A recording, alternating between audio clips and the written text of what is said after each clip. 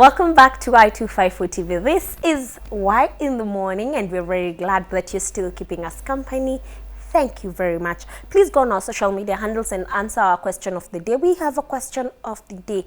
I'm not going to tell you what it is, but please go on our social media handles and answer that question of the day. We will appreciate your feedback. We will appreciate your salams. We will appreciate your comments and everything in between. We look forward to reading them.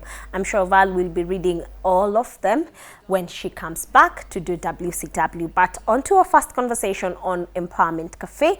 We get to do inspiring stories, and this week we are getting to feature Oral Health Mashinani by Christine.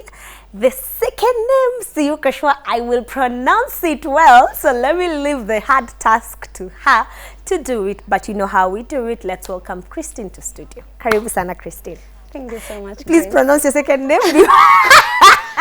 You can fail to pronounce the word SEMEKAL, Grace.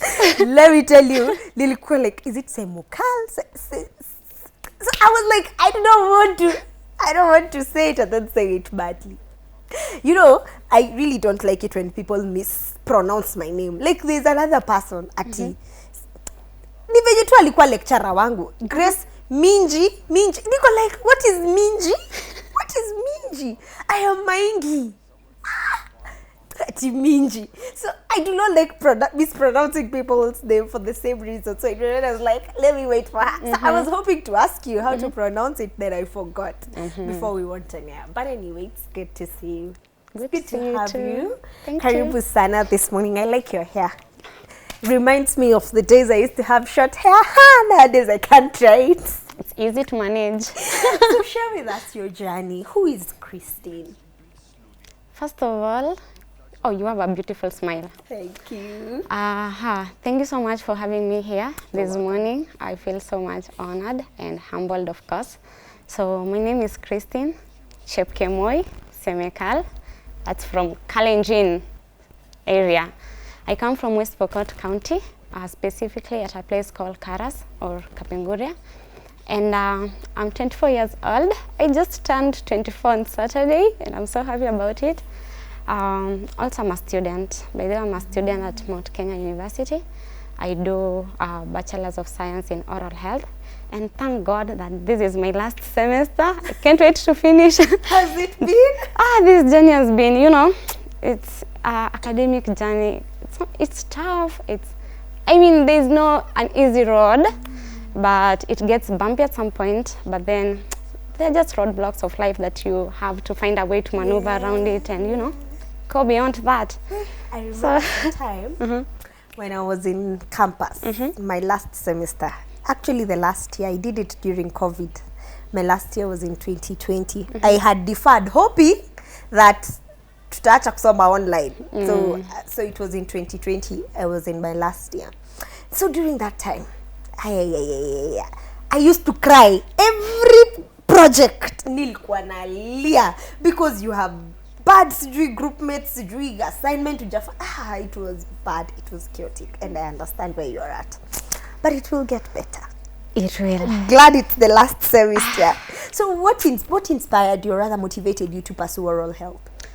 All right. Ever since I was a kid, okay, I wanted to be in a medical field, but nursing was just running in my mind. I want to be a doctor, I want to be a nurse, like just being in a medical field, you know. And I went to high school, and still that was in my mind. I want to become, you know, a medic somewhere. But then oral health was not really in my mind. Actually, it was not in my mind, kabisa. But then there are these two dentists. I went to Daraja Academy. It's a school in Nanyuki. It's a school that offers scholarship to Kenyan needy girls, and I happened to be one of them. So I got a full scholarship in high school, and now these two dentists, they come from US. They came and they had a similar project. So they were doing a project on oral health, checking our teeth, and, you know, giving us those materials, especially when we were going home for holidays. We walk home with materials to help us support our oral hygiene. And so something started, you know. I feel like this is something nice. Why don't I, you know, try something like that? And I used to volunteer with they need some people to help them here and there, so I'll volunteer and help them with the small tasks that they had. And you know, staying in that environment helped me to get now the desires to be in this field. And when you interact with someone, make sure you connect with them. It's not about who you know, it's about who you connect with. So I made sure it's that not about who you know, it's about who you connect with, my lord. Connect with people, don't just know them. Yeah, so I made sure that I connected with them so well. Like leave a mark, you know. So I did my KCSE and I did well. And now the time comes when you need to choose your courses and all that, and the time is here. And of course I'm putting nursing number 1, you know, all the medical terms I put there. And then now I'm stuck. We were supposed to choose like 4 courses. Oh, nowadays it's 4? Yes. Okay. 4 courses. Tuko tatu? Yeah. Actually, was it 4 or 3? But I know nilikuwa nimebakisha kamoja yenye sijui ni gani. And so I had to consult with someone. We had some people wenye walikuwa wamekuja kutufanyisha career guidance and all that. So I approached one of them and she said, actually your grade is so good. I got a B stand. Bakisha tu kadogo hivi ngonge B+. So akaniambia, with this grade, actually you can do a degree in oral health. Ukaona your dreams ndio hiyo. The Lord is calling me. Mimi huyo nikaweka number last in my list, number last. But then hoping that I'll get to the nursing because nursing was in my main kabisa. So I put it number last. MKU. And tunakaka and results comes back. And guess what? Umechukuliwa ya oral health. MKU oral health. And then I'm like, oral health. And then somehow I feel like people don't really understand oral health ni nini hivyo kwanza. So I was like, oral health ni nini? Because me at the back of my mind I knew those how watu wenye walikuja daraja, they are dentists. They are not oral health thing. So so wewe kwa mind yako unajambia. Yeah, it's not that one. Daktari wa meno. Yeah. Okay. Now I'm a bit confused and I'm like, now should I change? Now I'm debating myself with my mind. I need to change this because I don't feel like this is dentistry or something to do with dentistry. But then someone came and said, actually she's called Ruth Chej. She said, Christine Mwito course gani? I'm like, oral health, MKU. She's like, wow, that is dentistry. I'm like, girl, say that again. She's like, yeah, I feel like that is dentistry. And I went and did my research and I'm like, yeah, it's that one. So I decided that this is what I'm going to do. And I made peace with that. And I joined MKU and I started my journey. And of course I got scholarship again. Nice. Yeah. You see, Daraja picks you from a humble background. That means it only gives you a high school scholarship. But then when you're done with high school, you gotta sort yourself. Ujue venye utasoma campus, look for other things that can help you. But then by good luck or God's grace, I got another scholarship. Of course, Daraja again ilini link na hiyo scholarship. It's called Glow Foundation. So it's the one that has been sponsoring me. And hawajainiachilia. And I'm so glad that, you know, I got to be one of their scholars. Yeah. So yeah, this journey has been awesome. Now that constantly need to develop your passion within me, the journey has been awesome. You know, you've been talking and I've just been swishing my, swirling my, is it swirl, whatever, yo, kuzungusha ulimi yangu around my teeth to think, yangu iko sawa. I know I need to do an X-ray, an X-ray for my teeth because of this wisdom tooth zimekataa kumea. But then I'm just thinking, ama naona menange. You see those things that come through your mind, and I'm joking. I'm just joking. So what motivated you to pioneer oral health machinery? All right, good question, Grace. So again, Glow Foundation gives you a scholarship, and there's no way you're going to give them money as a way of saying thank you. Ah, okay. So it also molded us in like shaping us in giving back to the community. And so I thought, what can I do as Christine in my community? Because in high school also nimekuwa nikifanya community service here and there, but nile sasa kwenda tu, yo niko hapa hivi, what can I help you with? I do some cleaning, some that and that. But then someone also challenged me that if you want to do community service, why not, you know, measure it with what you're studying, like equate in line. So now with the dentist thing from Daraja, I saw like I can do something similar to that. Now I have the knowledge. I'm studying oral health. Why not try something like that? Now I started oral health mashinani, and it just came up with an idea. But my major why I really started it is I wanted to give back to the community. Of course, as my way of saying thank you to Glow, and also, you know, motivating other people in the community. So yeah, I started it, and my focus is just basically in kids. Kids. Yeah, okay. kids. Because I realized that shida iko na hapa chini, Grace, you know? True, by the way. Hey, those people that have teeth problem as adults, it's because as children hawakutiliwa mkazo nini muhimu ya oral health. Yes. Actually, foundation is very important, because kama watu wange grow up na that oral, like a proper oral health foundation, then I don't see how wanaugua hizi vitu zote that they are going through. So that's why I majored with kids, because I want to instill that strong foundation. It's this and this and this that you're supposed to do, and when you fail to do this, this is the consequence. So yeah, that's why now we do outreaches. We organize for outreaches, community outreaches, and school visitation. So when you go to school, at least we are guaranteed that you're going to get so many learners. You know, a school is like a hub of influence. It has so many people, and we get at least to you see, when you organize in community outreach, not all of them can show up. But then when you go to school, then at least you are able to get, yes, automatically you get, even if someone will miss, it's either 1 or 2 people that will miss, but then you are able to get a large population. So with that, we try to empower them, just the basic knowledge about oral health, not the complex one, just the basic that you really need to know as a person. And then after empowering you, you know, we give you some incentive to just motivate you. So we also give them like the toothbrushes and toothpaste, so that wezi enda nyumbani ukasema wametufunza lakini sasa hatuna sina toothbrush, sina toothpaste. And kwanza venye unaona venye like toothpaste are expensive to buy. So mtu anasema si lazima. So we don't want to give them that reason again. We want to do our best to make sure that we have offered you everything that you need. So if you at some point your oral health inangamia, then it's because of you. We have done our part. Yes. Amazing. That's nice. How has the journey been? All right. You see, this oral health mashinani came in existence last year. That was on April. And by the way, I was sick and I went home. And in that period now I was thinking, sasa siko shule, I'm just at home, I'm free. And my mind kept on. I'm thinking, what can I do? And I decided I'm going to save some amount. And then I saved.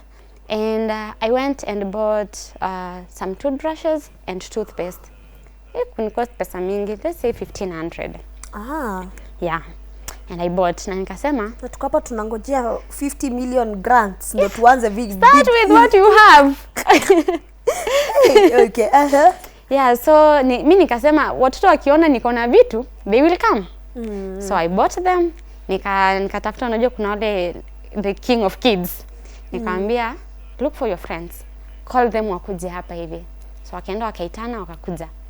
Mimi nikaanza, unajua oral health ni nini? Tukaanza hapo hivyo conversation and fun and nini, funza nikawapatia. And Grace, I tell you, after that small, actually nilikuwa na 17 kids, 17 of them. Wow. Yes, my first, I'll never forget. And after that first cohort. Yes. After that, you see, you walk later with a lot of satisfaction in your heart. And I'm like, God, I feel like this is something that you're calling me to do. And that night I kept on thinking, usiku mzima niko tu, God, mimi ni kitu yenye unataka nifanye. Mbona nimefeel hivyo, so much satisfied. Watoto wangu tumepiga mapicha huko nje, tumefurahia. Yeah, so mimi nikasema this is something that I really want to do. Sasa ikaanzia hapo. And remember, that was just a very small, a short holiday. So I come back to school again. And because I was sick, nakuja sasa nifanye exam, ndo nikuje sasa holiday. So I came to school, I talked to my friend Fiona.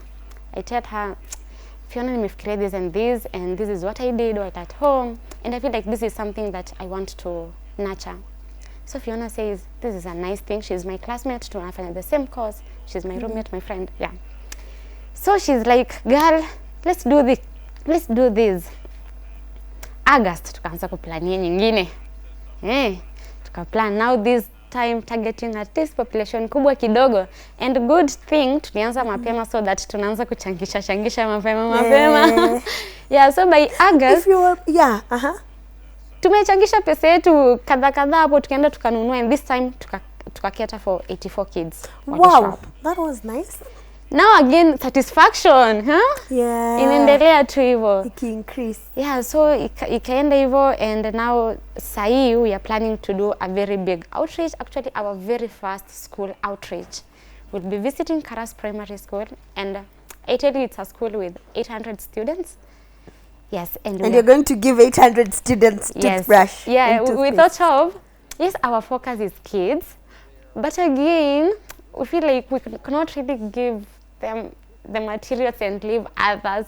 So we've just decided we are going to give everyone who will be in the field something to walk home with. So whoever will be in the field that day will be empowered and will walk home with whether you're a child or an adult. Yes. We kuja tu utapewa toothbrush na now toothpaste. At this time oral health ni ya kila mtu. So kujeni tu. So eventually, I think I forgot to ask you this question tukianza. After ulifika campus, you realized that what's oral health, because you remember when you were going to campo, your mind was thinking, what is this oral health? Is it dentistry? What is it basically? So eventually when you got to campus, what did you realize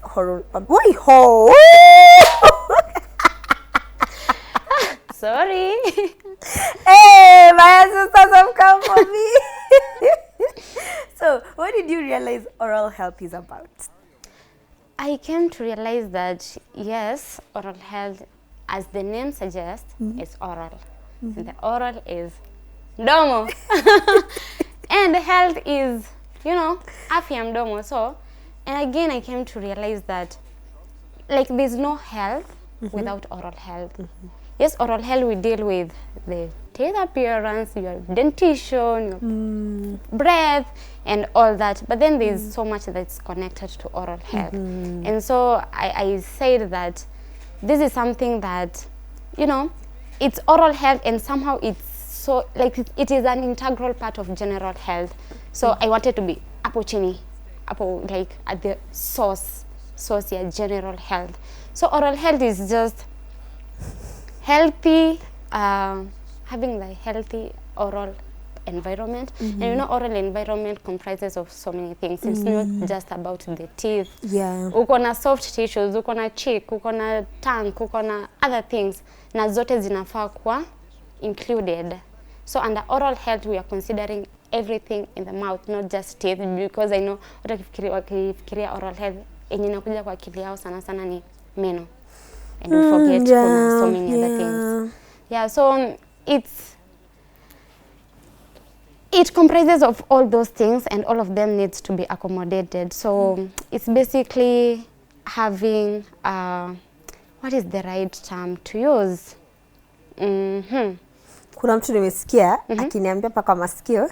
In short, hiyo kitu anasema ni anadili na watu wenye wananuka mdomo. Again. Let me ask you, now that huyo mtu ameshatuleta hapa kwa hii part ya kunuka mdomo.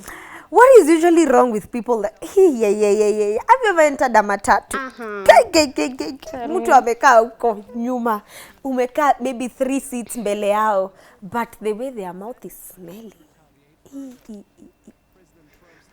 What is usually wrong with those people? Let's say, first things first. Kwanza is the person maintaining a proper oral hygiene? Are they carrying out the practices that are supposed to be carried? Like a simple thing as brushing. Do they brush? And if they brush, how many times a day do they brush? And do they brush after meals or before meals? Like there are so many factors to consider. Like mtu akinuka mdomo, there are so many factors. One thing can be wrong, maybe that person is not maintaining proper oral hygiene. And you know, oral hygiene does not just involve brushing only. There's flossing. Grace, can your toothbrush go in between your teeth? It cannot. So for you to remove the food particles in between your teeth, what happens? What are you supposed to do? You're supposed to use something like a dental floss. And I know people have been using toothpick out here. But again, toothpick is not able to go really through in between. Like, you see, toothpick is somehow big. There's no way it's going to enter. When I'm doing dental floss, dental floss is that kamba you use kupitisha katika. Na si kamba ya sweater wenye mnavuruta sweater. Please. Dental floss is that kamba you use to pitisha katikati ya meno. And if it's not the kamba, there's usually one that looks like a kahook. Hapa katikati kona ka toothpick, kalakaji, but it looks like this. So what you do, you pitisha it through the teeth. Unaweza kuwa unasema anaongelelea nini hiyo? Yes, thank you, Grace, for that.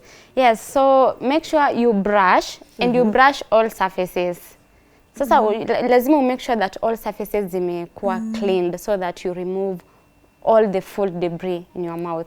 And then now after brushing, you can now do flossing. Sasa flossing, si unaenda sasa in between the teeth. Hadi umalize at least all layers. Just try. Najua meno za huku zinaweza kuwa very difficult to access. But if you can access, please do floss. Yes, and something else, maybe this person, labda tu akona like something like tonsil stones.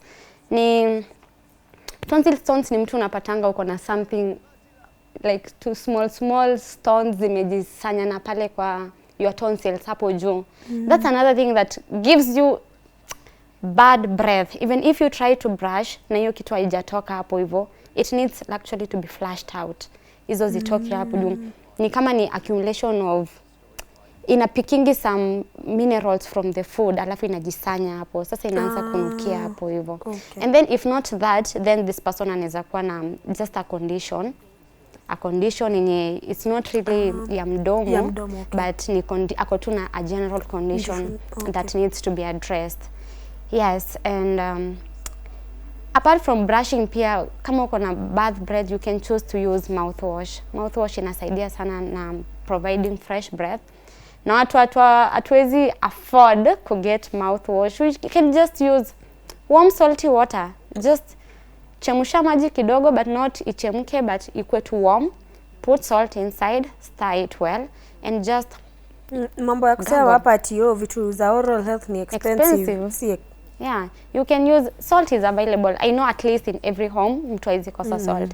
So you can choose, you know, you just gargle, gargle, spit, and now with brushing and all that, then your fresh should be. So you should gargle your mouth after brushing or before? Even after, it's okay. Okay. Yes. All right. Yeah. How has the journey with Mashinani been? It's been so awesome. So far, it's been really awesome. Plus, Grace, mimi ni mtu ujituma. I consider myself a go-getter, and I know my friends know that I'm a go-getter. So, mimi, if I want to start something, I better crawl like this to reach it. And so, the journey with OHM has been, of course, challenging. And that's normal. Hakuna journey itakuwa tu very straight like that. So, ni pia trying to look out for ways that can, you know, and also connecting with people wenye wanaweza kusaidia to move it from point A to point B. This is something new yenye sijawahi venture into. So, definitely I need some mentorship. I need to know kukiwa hivi kunaendanga aje, mtu anafaa kufanya nini. So, finding mentors inanisaidia at least to move it from one place to another. And then also our main challenge ni resources, because for toothbrush mi hata naweza savia, mimi mwenyewe naweza savia, but now when it comes to toothpaste, it becomes a challenge because toothpaste is very expensive. And so I've been doing my research here and there, and I tried and I wrote an email to Colgate, you know, just a try. And they called me for a a meeting. I went, prepared my documents so well. You know, anything that can make you win. I prepared everything. And I went with my 2 girls accompanying me. I went and talked to one of their employees, and of course they were very happy with what we are doing, and they agreed to support us. So it's finding also the people, the right people who can support you. But so far what I can say is that the journey has been awesome, and I know that I am going towards the right direction. Yeah. So given that you're in your last year and you're going to do one of the your biggest outreach you've done in Mashinani, how are you balancing those things? Now you're with OHM, and then there's classwork, and there's your personal life. So how are you balancing that? Hey, one thing I know for sure, God cannot give you what you cannot handle. Okay, yeah, true. God cannot give you what you cannot handle. So nile tu najipanga vizuri, you know, this time actually sahi sasa tuko na makati nini, but then pia unaangalia what's so like you prioritize what comes first, and then next and next. And so of course right now my academics become number 1 priority, and I'll do anything in my power to make sure that I do well. Because pia niko na sponsors wenye they are watching me, they expect the best from me. So hakuna tu venye nitalegea hapa na ni prosper hapa, nitalegea hapa ni prosper hapa. I'm carrying na balance kila kitu. I try, I know it can be hard, but again I just try na balance. Yeah, nikipata ka time nafanya hii, nikipata ka time nafanya kingine. Amazing. And you're able to juggle around. Exactly. That's the strength of a woman. The good thing about us is that we can multitask and do a couple of other things and ensure all of them are good. So what the biggest, I know you've mentioned the expense, or rather the price of Colgate. Why do we always think Colgate and toothpaste? My apologies. I know. Toothpaste. When the brand becomes bigger and outgrows the anyway, a story for another day. So I know you've mentioned toothpaste as one of the challenges you're facing in doing your community service. What other challenges do you experience that So are not probably toothpaste financial in nature? That are not financial in nature. I feel like, okay, I have a group of around 15 people that I'm working with, and yes, we have undergone some bit of training to conduct this work, but then I feel like it's not enough. It's something that we need to keep doing, you know, empowering yourself kabisa. So one thing that's challenge, it's not really a major challenge, but I feel like it's among the challenges. I need us, like, if I can get mentors who can help us, you know, learn this and that. This is how you're supposed to do this and that. I feel like we'll be moving a step forward. So getting constant empowerment. Okay, all right. What else? No, financial is just the bigger challenge. I have to stick with that. You feel like nimekubox, nimekwambia don't mention anything financial. Okay, please mention It's it. just finance, bwana. All the other problems are coming from Hizo zingine akia Mungu, I can deal with them. Lakini finance, munishike mkono bwana. My director is asking me to repeat the sequence of brushing. How should we brush? Is it juu chini, round or hivi? Oh. So you see, we have different kuna different people came up with different techniques za kubrush, but the one that inatumika sana, that the one that imekuwa sana ikitumika ni supposed actually to be round circular motion. Oh, circular motion. Round circular. What are we saying, Grace? Whichever. Watajitafutia English. Bora wewe umesikia kuna round na kukola circular. You will look for the English yourself. It's circular motion. It's supposed to be gentle again. So it's circular. Because you're circular and gentle, you're able to go just beneath the gum kidogo tu. Because you know, our gum haijashikile tu meno hivyo, like it's so intact. Kuna hiyo yenye iko unattached. We call it unattached gingiva. Iko unattached. So there's high probability food inaweza ingia hapo na ikose kutoka. So with the circular motion pole hivyo, you are able to brush inaweza ingia na ikaitoe. And then it's all surfaces. You can start with sana watu wanaanza na hapa mbele circular, ukienda hivyo ukienda making sure unaenda the farthest end, and then you can come now to the top part. So with the top part hapa ndani you put the brush like this so that you go this motion. Yes, that motion. Okay. Same to your juu and then with this motion. And then ndani sasa see the brush can, and the brush supposed to be like 45-degree angle, like kuna venye unaona leo ungebeba toothbrush utuonyeshe. Oh my god. It is well. Kuna venye ukieka tu imeshaenda hiyo angle. Yeah, it's kind of automatic. So unaweka and you just brush. And for you to know kama by the way umebrush all surfaces, just pass your tongue all round. Pitisha. Ukiona ni soft all over, then you know you've done a good job. But ukipitisha hivyo ufeel kuna roughness unagonga kidogo, ujue hapo hivyo kidogo uja nini. So you need to go back and redo again. So there are those people, those of us that think we need ile brush ngumu ndio inatoa uchafu vizuri.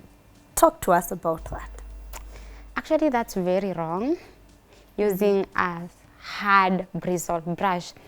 Because si eti menu yetu ni come on, it's not sufuria tunasugua.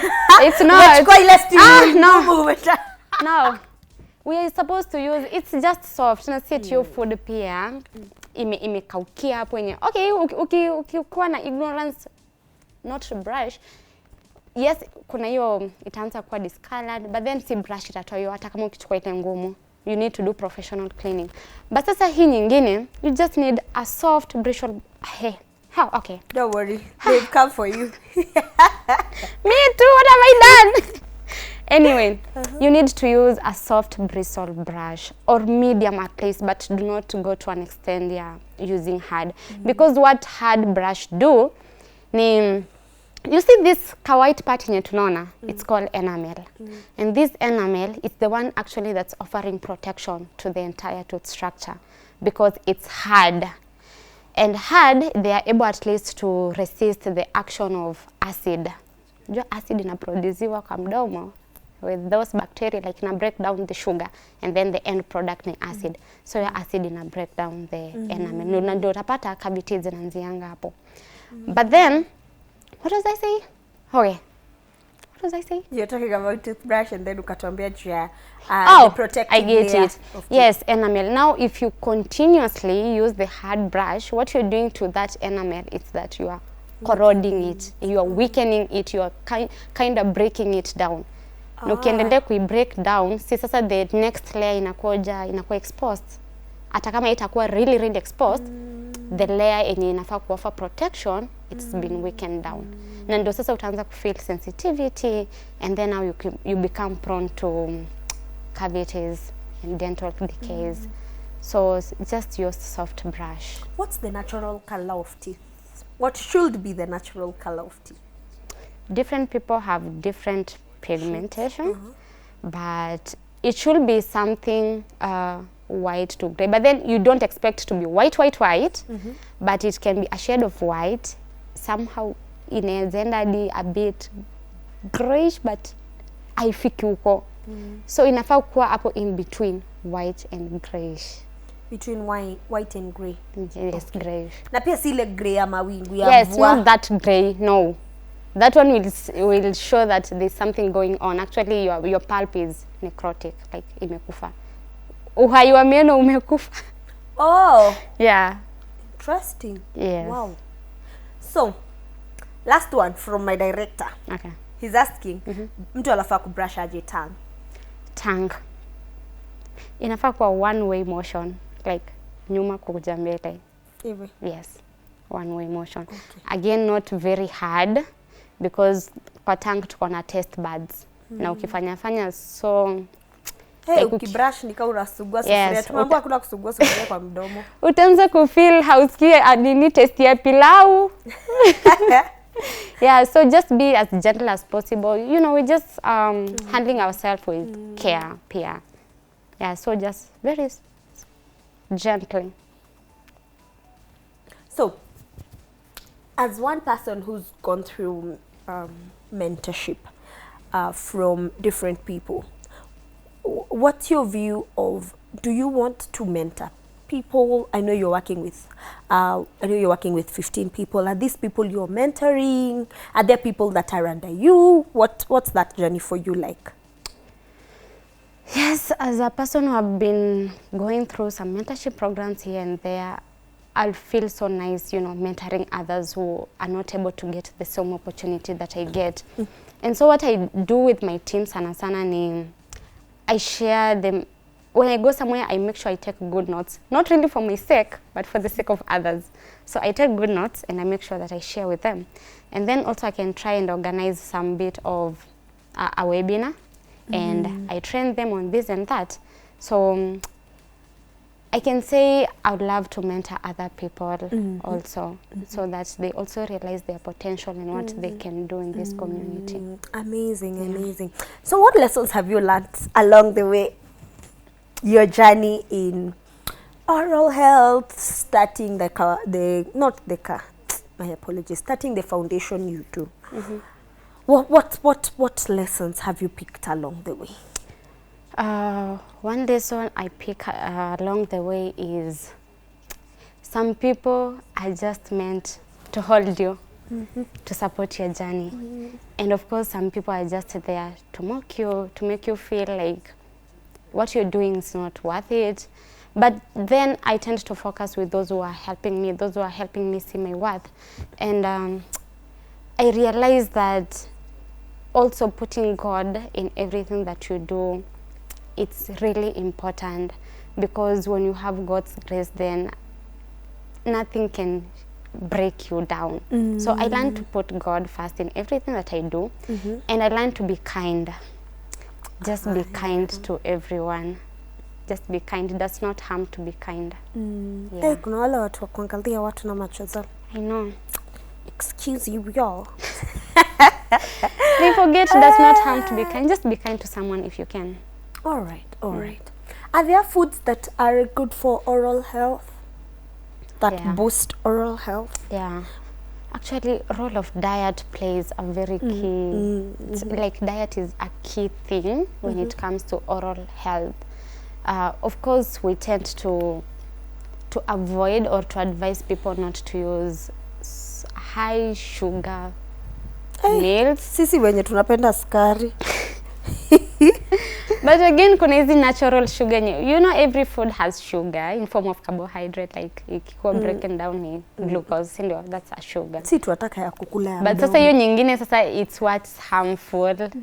So, okay, we are not telling people not to take chocolate. We are not telling them avoid Grace.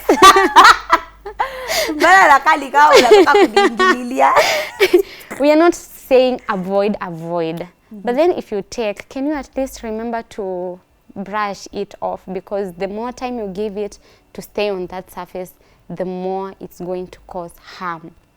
So, if you can avoid, please do. If you can't, just remember to brush. But then healthy food sasa inahitajika kwa meno sana ni hizi kama natural food, especially zenye ziko na calcium, sana calcium. You see, calcium is a mineral that it has a very key role in strengthening meno. So if you take something, for instance, maziwa is known to have calcium, phosphorus, and other minerals. And those minerals are very important when it comes to teeth strengthening. So having food that has such kind of minerals, it helps you a lot. Yeah. Okay, all right. Oral health iko na mambo. Well, Sana. my God. We need like an entire day to learn about that. I know, right? Yeah. You think it's just about brushing your teeth and all, but Yeah. it's just beyond kubrush meno and Yeah. all. What do you wish someone told you when you, okay, what's that thing, either one you wish someone told you, or what would you tell your younger self? Actually, yeah, that should be the question. What will I tell my younger self? Hey, one thing for sure. I know as an individual, I've gone through so much while growing up. Like so much had to happen. But then I've been meditating about it and I'm telling myself, imagine these things had to happen for me to be here right now. Like, it's not that Mungu alikuwa ananitest or something, but God knew that that was the process that I had to go through to sharpen me to this person that I am today. So I'll tell my younger self, congratulations for holding on and for believing that there's better future for you. Yeah. How do you think maintaining oral health boosts the overall well-being of a young person? Not even young person, anybody, because it doesn't have to be, you don't have to be young for you to take care of your oral health. But yeah, how do you think it boosts the overall well-being? And that's where now the connection between oral health and general health comes in. Now, you see, for the people who have compromised immunity, like for instance, those who are living with HIV and AIDS, those with diabetes, the old age, like somehow their immune system has been compromised. And when it's compromised, then that means that they are very susceptible to getting infections, and that includes the oral infections.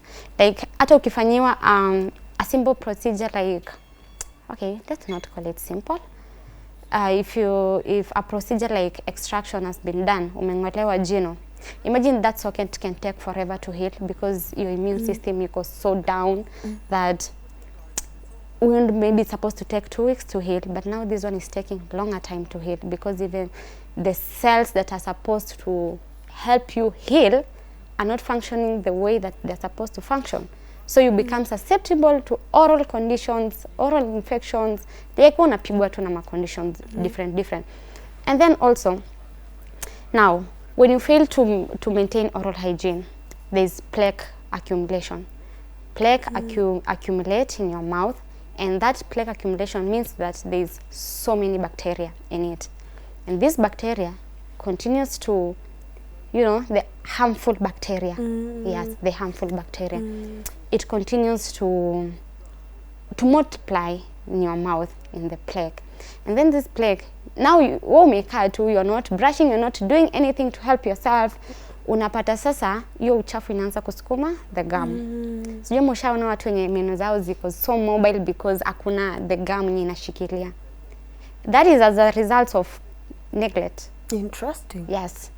Because hiyo uchafu umeachilia hapo, sasa imeanza kusukuma the gum. Inasukuma hivyo the gum, ina penetrate to the now the bacteria now finds its way to the bloodstream.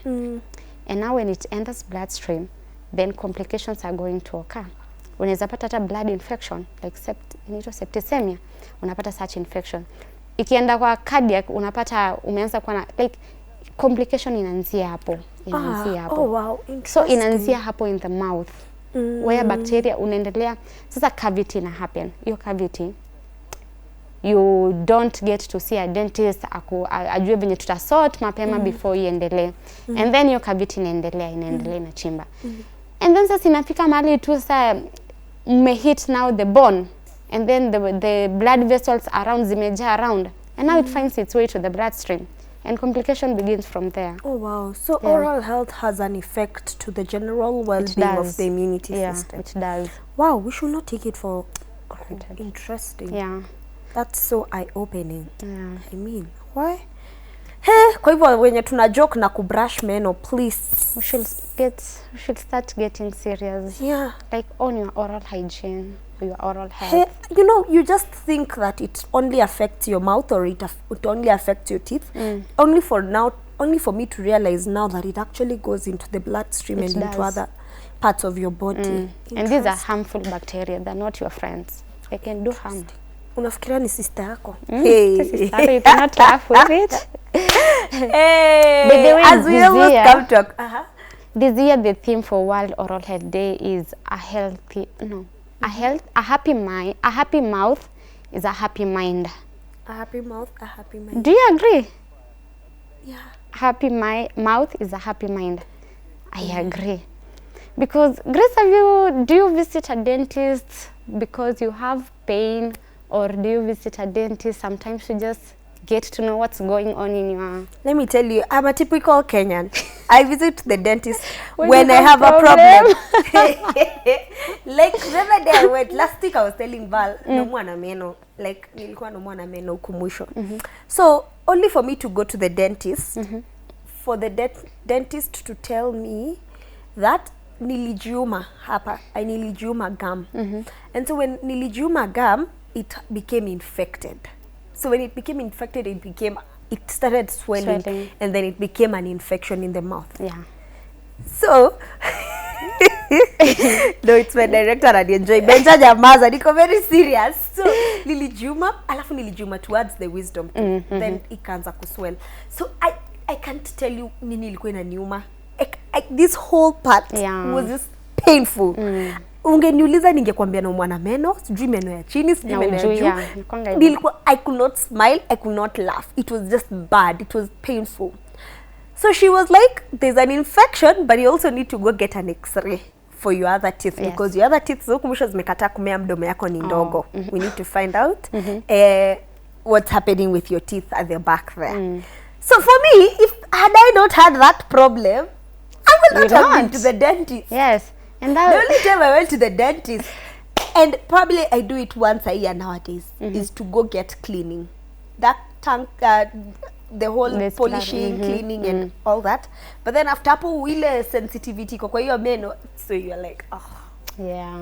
So I only visit the dentist when I have a problem, like any other Kenyan. Na hivyo ndo viniko, by the way. So yeah, we were talking about a happy mouth is a happy mind. A happy mind. And now you agree to that. Because of course, what you went through. Hey, it was disturbing, Sindio? It was bad. It was disturbing. It was not nice. Yeah, this issue of people just visiting a dentist because they have pain, I think it should stop. At least go get, go for a checkup. Siku hizi hata nowadays, by the way, kuna free checkups, kuna outreaches zinafanywa. At least if you get some minute, go at least see a dentist. Unajua unaweza pata dentist anaweza notice something that you are not able to notice as an individual. And from that unaweza pata hata early intervention inafanywa. Something like oral cancers.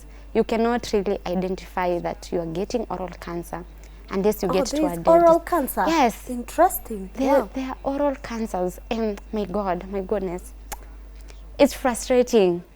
And inaanzanga hivyo kwa sababu we did not visit a dentist early enough to get what's happening, and if probably there's some form of defects or anything that's happening, at least the dentist will advise you on what to do early enough before uzuba ushtuke umefura huku kote.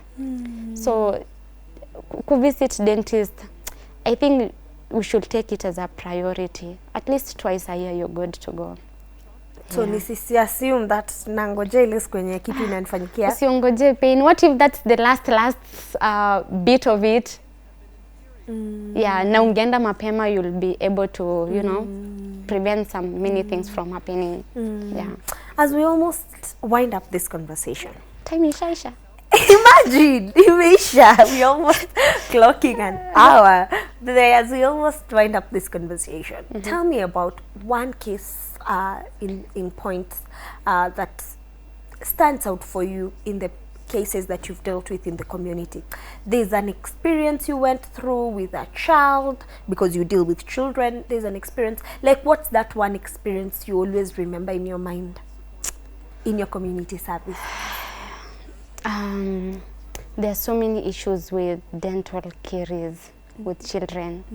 Like mtu akismile hivi, all you see is black all over. And I know for a kid that can tamper with their self-esteem and confidence, because at some point unaweza pata maybe hata anachekelewa shule because akona meno si nyeupe, meno imeoza and all that. So for me, if I am trying my best to just avoid that. Like staki the generation yenye wanakuja wakuja wapatane na that kind of thing, because it messes up your self-esteem and also your mind. So one experience nimeona a lot of children wanna suffer from dental decay, and I'm really working hard to change that. Off the formalities. I come from a part of Cumberland that has maji yenye inaharibu watu meno. And for the longest time I've always wondered what's in the water that makes people's teeth from where I come from turn brown and color yellow brown. Leo ukipata mwenye ako afadhali, sasa ule mwenye ako sawa kabisa meno yake ni yellow. Wale wengine wote it's brown. What's that in water that causes that? It's fluoride. And it's too much fluoride. You see, yes, we need fluoride. We need fluoride because it's one thing that also strengthens the enamel. And fluoride, that's why wanasemanga, make sure you use a fluoridated toothpaste. Ukienda kununua toothpaste, at least soma hizo uone kama it's with fluoride or not, because it's the fluoride component that prevent you from getting caries attack. So you see now fluoride, it's good, but then too much of it is gonna be poison. It's going to cause now that condition is called fluorosis. Now fluorosis ni eti your teeth absorb so much fluoride from water. Na hiyo ni majina wanga na chumvi. Now people call it chumvi. It's fluoride. And when it's too much. So the water usually has a lot of fluoride. Yeah. Okay. Yeah. Is that now for people that are adults, walisha jipata na meno za brown, can that be cured? It's okay, it's a permanent thing because my God. But there's a solution. Yeah, there's a procedure that we can do to, you know, punguza. Not really to punguza. You see, like how I've done my nail. Can you see? Do you know how my real nail inaka? Okay. You don't know. So you apply something. Yes, there's something like we call it veneers. Ni something inatengenezwa like this, and then unakuja cement. Yeah, wanavalisha hapo. Okay. Yeah. Right. So ukienda kusmile huko nje, you awesome, you look perfect. But sasa ndani yake ni kama ukuta yenye tumepaka rangi tu. Tukapaka rangi tukafunika hiyo uchafu, but then it looks good from outside. Ama pia you can do whitening. But sasa whitening, my lord, si utaishi na sensitivity. I wanted to ask you because I ordered for a bleaching kit, a whitening bleaching kit, and the dentist told me, just know this thing itakupea sensitivity. Yeah. So ever since I ordered for that thing, I've never been able to go pick it up because I'm afraid. And then that thing costs money. My God. Yeah. Hey. You see, there's bleaching, masking, and veneers. So bleaching ni kama patient consent anataka afanyiwe bleaching, then nitafanya hiyo bleaching. Ni kama tuna rub hiyo nini with some abrasive material, sasa inatoa hivyo. But then sasa unajua ni enamel, na nimesema enamel ukirub sana you're exposing the inner layer. Okay. So sensitivity itakuwa kabisa. And then now masking ni kama kupaka rangi. Ni kama kupaka hiyo meno rangi. Unapaka rangi, but with time again of course inarudi back to normal.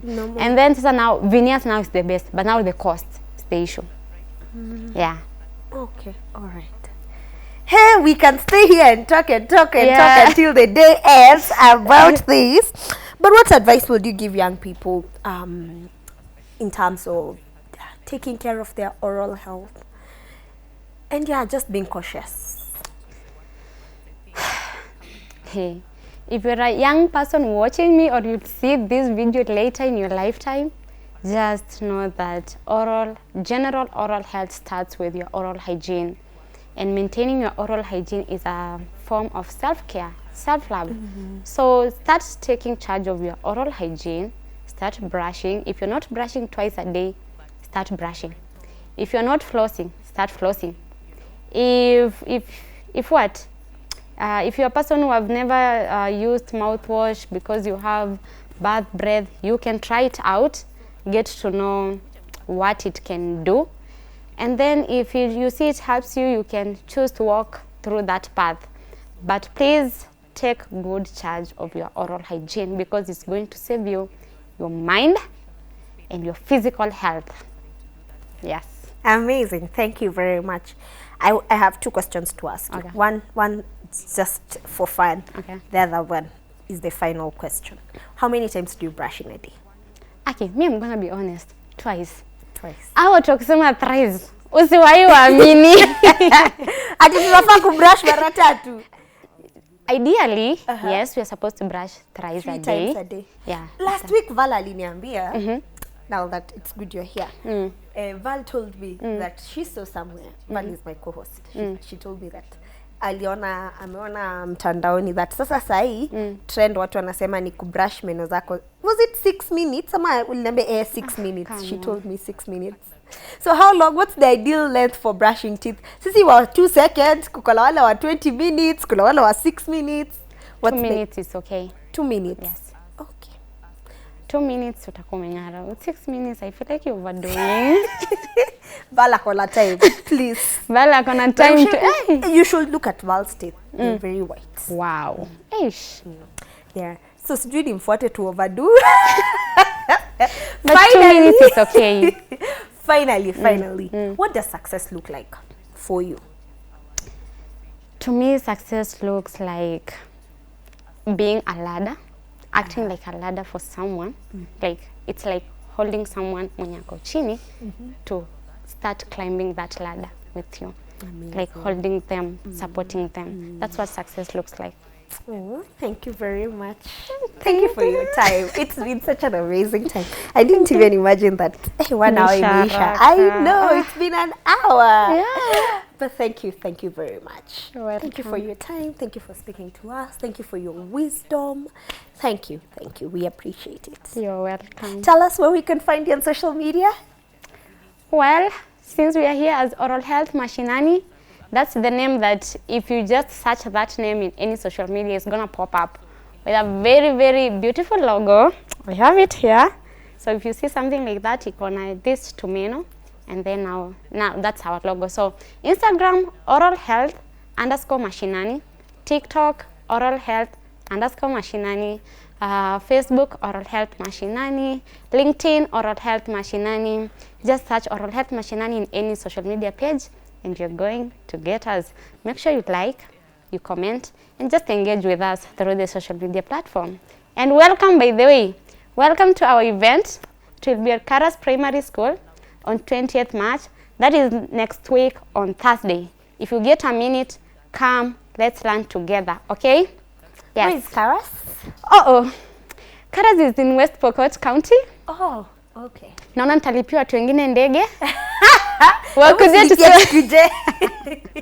But yes, it's in West Pokot County. All right. Yes. All right. Thank Specifically at a place called Kapenguria. Kapenguria. Yes. Okay. Nishaipitia Kapenguria at least. Now you're welcome again. Kapenguria is far. But you can, it's a road trip. But the sceneries are very beautiful. Yes. Amazing. Thank you. You're Thank you very welcome. much. Hey, a happy mouth, a happy mind. That's what she, oh my God, that's what she has told us. Please, niwacheni. My, imeachana na hiyo ki-accent na huko. But yeah, a happy mouth, a happy mind. That's what Christine has told us today. Take care of your oral health, because it does not just affect your mouth, it affects your entire general well-being. That's it from us here at Inspiring Stories. Do not touch that dial. Val is coming back with WCW.